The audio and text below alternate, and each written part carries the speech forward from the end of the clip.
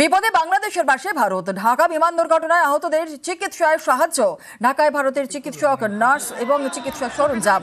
গুরুতর অগ্নিদগ্ধ যারা, তাদের ভারতে এনে চিকিৎসা এবং প্রয়োজন অনুযায়ী আরও সাহায্যের আশ্বাস দিল্লির। বিপদে বাংলাদেশের পাশে ভারত। ঢাকা বিমান দুর্ঘটনায় আহতদের চিকিৎসায় সাহায্য। ঢাকায় ভারতের চিকিৎসক, নার্স এবং চিকিৎসা সরঞ্জাম।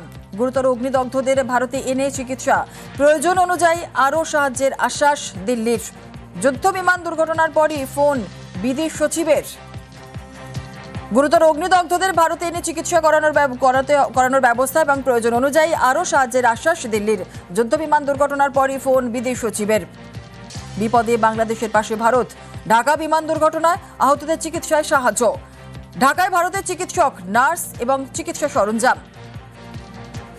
গুরুতর অগ্নিদগ্ধদের ভারতে এনে চিকিৎসা করানো হবে এবং প্রয়োজন অনুযায়ী আরও সাহায্যের আশ্বাস দিল্লির। যুদ্ধ বিমান দুর্ঘটনার পরই ফোন বিদেশ সচিবের। মৈত্রী রয়েছে, আরো বিস্তারিত বলবে।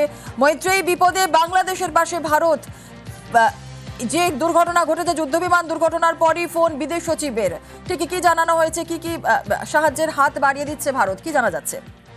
দেখো, ভারতের তরফ থেকে বিদেশ সচিব ফোন করে জানিয়েছেন যে ভারতের তরফ থেকে সব রকমের সহযোগিতা করা হবে এবং ইতিমধ্যেই ভারতের তরফ থেকে বার্ন স্পেশালিস্ট চিকিৎসক, নার্স এবং মেডিসিন পাঠানো হচ্ছে বাংলাদেশে এবং সেখানে প্রয়োজন পড়লে তাদের এই ডিজাস্টারের পরিস্থিতিতে সেটা ম্যানেজ করার জন্য আরো টিম পাঠাবে ভারত, সেটাই জানিয়েছে। এবং একই সঙ্গে বিদেশ সচিব ভারতের প্রধানমন্ত্রী অর্থাৎ নরেন্দ্র মোদীর বক্তব্য যে তিনি শোক জ্ঞাপন করেছেন সেটাও পাস করেছেন বাংলাদেশের বিদেশ সচিবকে।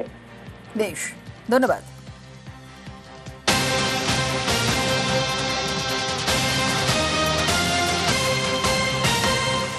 আর বাংলাদেশের সচিবালয়ের সামনে ধুন্ধুমার পরিস্থিতি। ছাত্র বনাম পুলিশ সংঘর্ষে ফের উত্তাল পদ্মাপাত। বিক্ষোভকারীদের লক্ষ্য করে সেখানে লাঠিচার্জ হয়। পড়ুয়া পুলিশ সংঘর্ষে জখম হয়েছেন 50 জন। রবিবার ঢাকায় বিমান বিপর্যয় হয়। মাইলস্টোন স্কুল অ্যান্ড কলেজে ভেঙে পড়ে যুদ্ধ বিমান। আর এই পরিস্থিতিতেই 24 জুলাইয়ের এইচএসসি পরীক্ষায় স্থগিতের সিদ্ধান্ত নেওয়া হয়। গতকাল দুপুরে মাইলস্টোন চত্বরে পরীক্ষা স্থগিতের ঘোষণা করা হয়েছে এবং তারপরে কিন্তু শুরু হয় বিক্ষোভ। শিক্ষা উপদেষ্টা, শিক্ষা সচিবের পদত্যাগের দাবিতেই চলে বিক্ষোভ।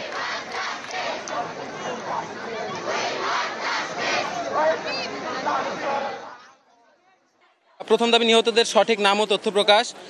দ্বিতীয় দাবি আহতদের সম্পূর্ণ ও নির্ভুল তালিকা প্রকাশ করতে হবে। তৃতীয় দাবি শিক্ষকদের গায়ে সেনাবাহিনীর সদস্যদের হাত তোলা এই জঘন্য ঘটনার জন্য জনসম্মুখে নিঃশর্ত ক্ষমা চাইতে হবে। চতুর্থ দাবি নিহত প্রতিটি শিক্ষার্থীর পরিবারকে বিমান বাহিনীর পক্ষ থেকে ক্ষতিপূরণ দিতে হবে। পঞ্চম দাবি বিমান বাহিনীর ব্যবহৃত ঝুঁকিপূর্ণ ও পুরান প্লেনগুলো বাতিল করে আধুনিক প্লেন চালু করতে হবে। ষষ্ঠ দাবি বিমান বাহিনীর প্রশিক্ষণ পদ্ধতি ও কেন্দ্র পরিবর্তন করে আরও মানবিক ও নিরাপদ অবস্থায় চালু করতে হবে। আর এদিকে তদারকি সরকারের প্রধান মোহাম্মদ ইউনূস তিনি জানিয়েছেন শিক্ষার্থীদের দাবি যুক্তিযুক্ত।